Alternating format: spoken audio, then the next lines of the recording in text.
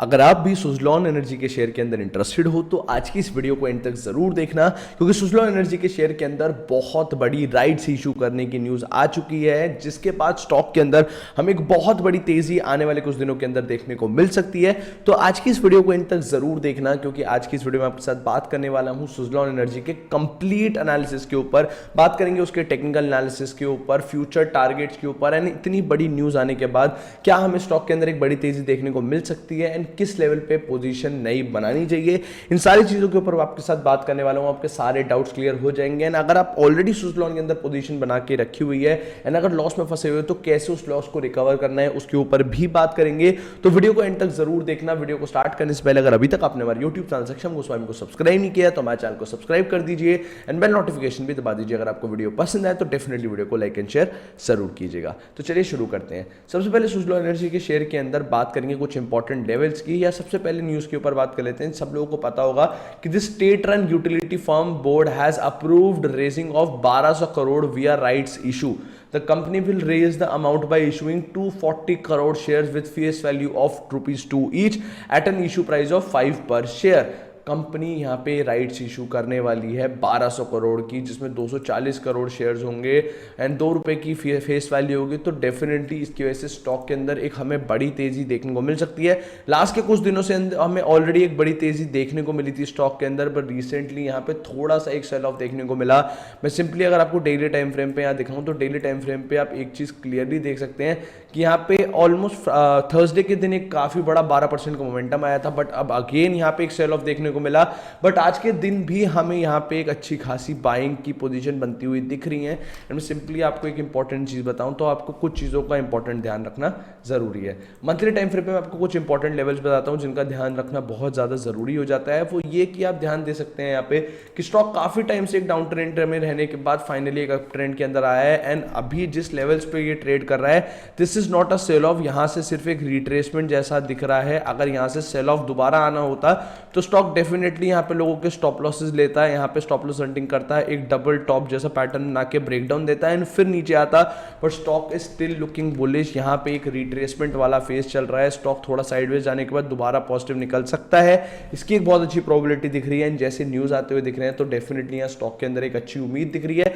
बात करूं weekly time frame के ऊपर एंड आपको कुछ इंपॉर्टेंट लेवल्स के बारे में अगर मैं बताऊं तो आपको कुछ लेवल जो ध्यान रखने जरूरी है वो है ₹7 का लेवल।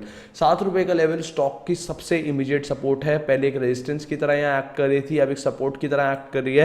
तो ₹7 का लेवल के ऊपर डेफिनेटली स्टॉक सपोर्ट लेने आ सकता है अगर यहाँ से और सेल ऑफ देखने को मिलता है मार्केट के अंदर। बट अगर सेल ऑफ नहीं देखने को मिलता तो यहाँ पे मल्टीपल टाइम्स क्योंकि रेजिस्टेंस टेस्ट हो चुकी है, 2 बार ब्रेकआउट देने का ट्राई भी कर चुका है, तो यहाँ से डेफिनेटली स्टॉक एक बड़ा ब्रेकआउट दे सकता है जिसमें ये अपना रिसेंट हाई ₹13 को भी ब्रेक करता हुआ देख सकता है। बात करूं कुछ और इंपॉर्टेंट चीजों के ऊपर एंड आपकी आगे की प्लानिंग के ऊपर, तो सबसे पहले आपको कुछ चीजें समझनी जरूरी है कंपनी के की फाइनेंशियल्स के अंदर।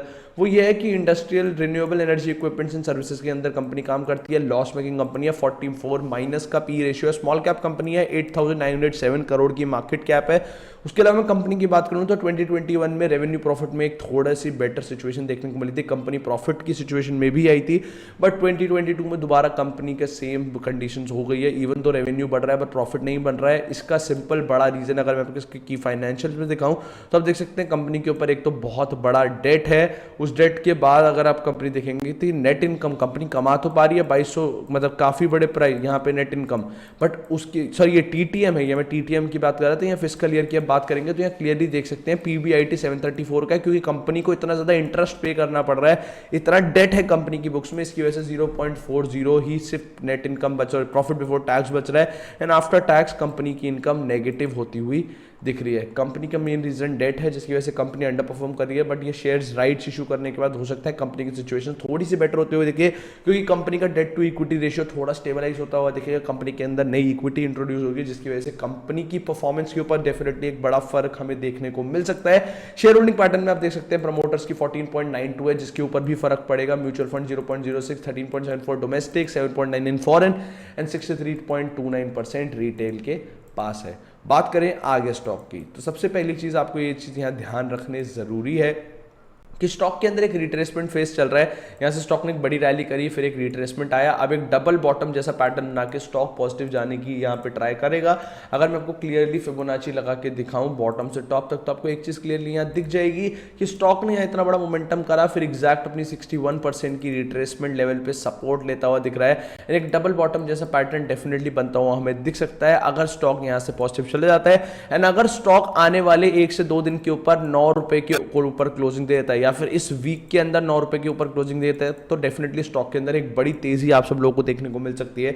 तो डेफिनेटली इन चीजों का ध्यान रखना, 9 रुपए का लेवल बहुत क्रूशियल लेवल होने वाला है। तो जिन जिन लोगों ने ऑलरेडी पोजीशन बना के रखी हुई है उन सब लोगों को मैं बोलना चाहता हूं डेफिनेटली होल्ड योर पोजीशन। जो स्टॉप लॉस आप लोगों को रखना है वो करंट आज की कैंडल के लो के नीचे लगभग 8 रुपए 10 पैसे 8 रुपए 20 पैसे के आसपास आपको अपना स्टॉप लॉस रखना है। जिन्होंने अभी तक पोजीशन नहीं बनाई उनको वेट करना है 9 रुपए के ऊपर क्लोजिंग होने का। जैसे ही 9 रुपए के ऊपर क्लोजिंग हो जाए आप डेफिनेटली एक नई पोजीशन बना सकते हैं सेम 8 रुपए 20 पैसे 8 रुपए 30 पैसे के स्टॉप लॉस के साथ। तो डेफिनेटली आप पोजीशन बिल्ड करते हुए देख सकते हैं। बट जिन्होंने अभी तक पोजीशन नहीं बनाई उनको मैं बोलना चाहता हूं 9 रुपए से पहले बिल्कुल पोजीशन मत बनाना।